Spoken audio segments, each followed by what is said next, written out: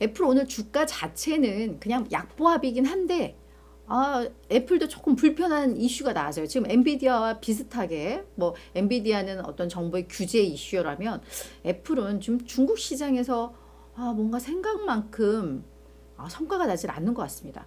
이 내용을 보면 중국 스마트폰 시장의 이 점유율 1위 자리를 화웨이에 내줬다는 내용이 이게 보도가 됐습니다.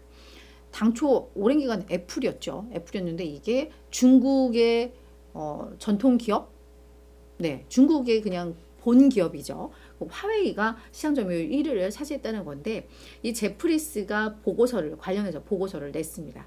이게 내용을 보아하니 화웨이와 샤오미, 아너 다 중국 기업이지요. 토종 기업들.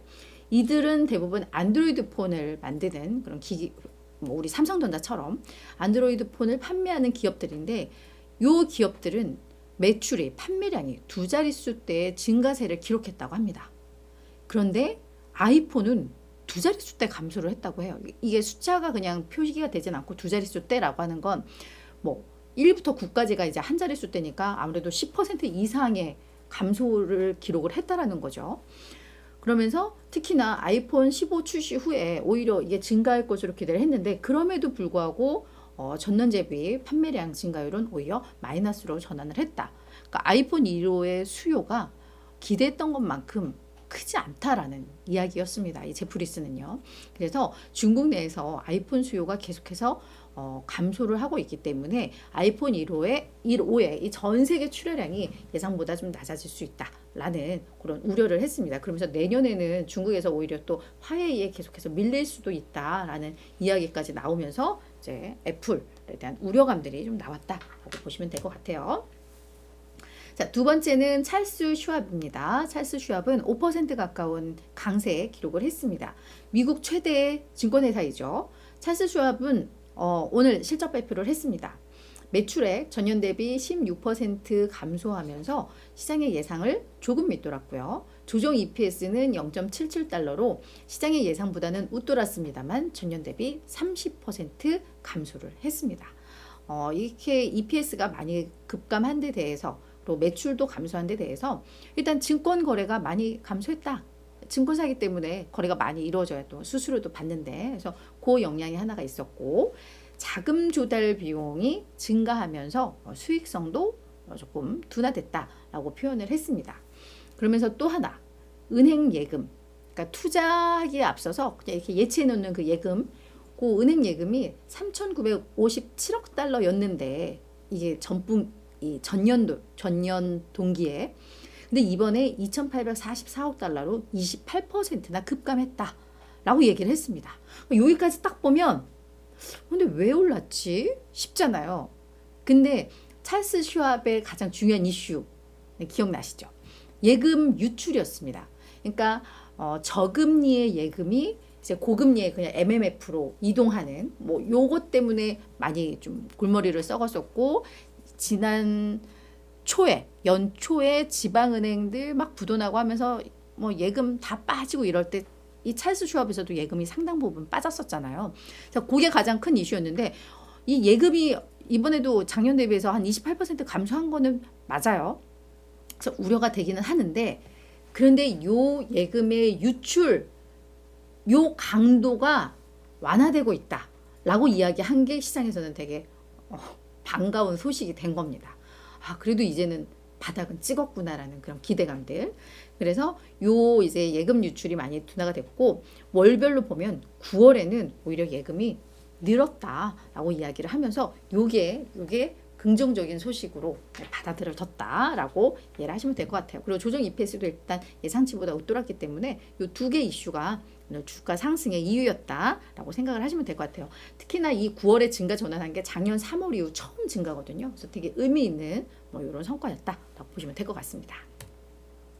자, 세 번째는 뉴스 코퍼레이션입니다. 이 기업도 오늘 5% 가까운 상승 보이면서 52주 신고가 기록을 했습니다. 뉴스 코퍼레이션은 미디어 및 정보 서비스 회사로 뭐 우리 많이 보고 있는 월스트리트 저널이라던가 다우존스, 마켓워치, 배런스 뭐 이런 미디어를 보유하고 있는 그런 기업이죠. 근데 이 행동주의 투자자 스타보드 밸류 일종의 뭐 펀드일 거예요. 여기에서 뉴스 코퍼레이션의 지분을 상당 부분 확보했다라는 게 공개가 됐습니다. 그러니까 지분율 몇 %다라는 건 공개를 안 했는데 그냥 뭐 아름아름 알려지기로는 꽤 많은 지분이다라고만 좀 전해지고 있는데요.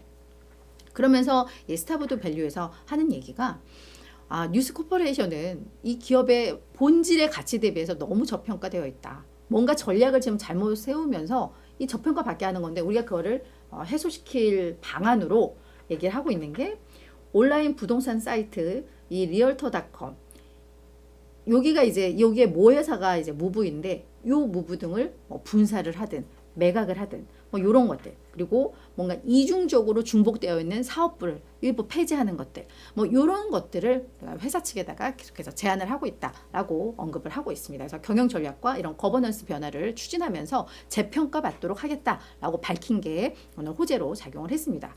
다만 요 뉴스 코퍼레이션은 요 머독 일가가 40% 이상의 지분을 가지고 있어요. 그래서 이들이 움직이지 않으면 사실 변화하기가 쉽지는 않은데 아마 고들도 그냥 신경을 안 쓸 수 없는 정도의 이 지분을 확보를 한 것 같아요. 그래서 요 내용이 오늘 호재로 작용했다. 이렇게 정리를 하겠습니다. 자, 마지막은 얼라인먼트 헬스케어입니다. 이 기업은 17.2% 폭등을 했습니다. 자, 건강보험 및 노인 의료 서비스 제공하는 업체인데요. 유나이티드 헬스케어하고 약간 사업 구조가 좀 비슷한 것 같아요. 근데 이 기업이 오늘 급등한 이유는 레이먼드 제임스에서 이 투자 의견을 당초 시장 수익률 상회였거든요. 근데 이것도 범매수 의견이에요. 시장 수익률을 초과하는 수익을 달성할 수 있다라는 거기 때문에 이것도 범매수 의견인데 이걸 그냥 스트롱 바이 강력 매수로 올렸습니다. 그러니까 이거 진짜 무조건 강력하게 사야 돼라고 올린 거예요. 그러면서 목표 주가를 9달러에서 10달러로 상향 조정을 했습니다. 오늘 종가 17% 급등했는데도 한 7.76달러니까 여전히 한 20% 이상 오를 수 있다라고 보고 있는 거예요. 근데 그 근거에 대해서는 일단 메디케어 및 메디케이드 서비스 센터 이게 CMS인데 미국의 이 보험 당국이라고 이해를 하시면 될 것 같아요. 근데 요 CMS에서 얼라인먼트 헬스케어가 4개의 별 등급 4스타 등급을 계속해서 유지할 수 있게 됐다고 합니다. 그러니까 이게 뭐냐면 얘들의 의료 체제가 뭐 괜찮은지 고객 경험을 잘 시켜주고 있는지 그러니까 그 의료 서비스에 대한 평가를 별로 매기나 봐요. 우리 뭐 호텔 등급 있는 것처럼 얘들은 이런 의료 서비스 기업들에게도 이런 별 등급을 제공하는 것 같은데 당초 한 3.5등급으로 강등될 수 있다는 우려가 좀 있었나 봐요. 그러면서 그걸로 인해서 주가가 많이 하락을 했었는데 지난 목요일 날 요 4개의 별 등급이 유지가 되는 게 확인이 되면서 요 우려 해소가 됐고 그럼 그에 따라서 그동안 우려로 주가 빠졌던 거 회복돼야 된다라는 거고 또 하나는 뭐 회원 관련 비용이 이제 뭐 통제가 된다라는 이유를 들어서 이런 투자 의견을 제시를 했습니다. 이게 오늘 주가 폭발적으로 상승한 모멘텀이 됐다 이해를 하시면 될 것 같아요.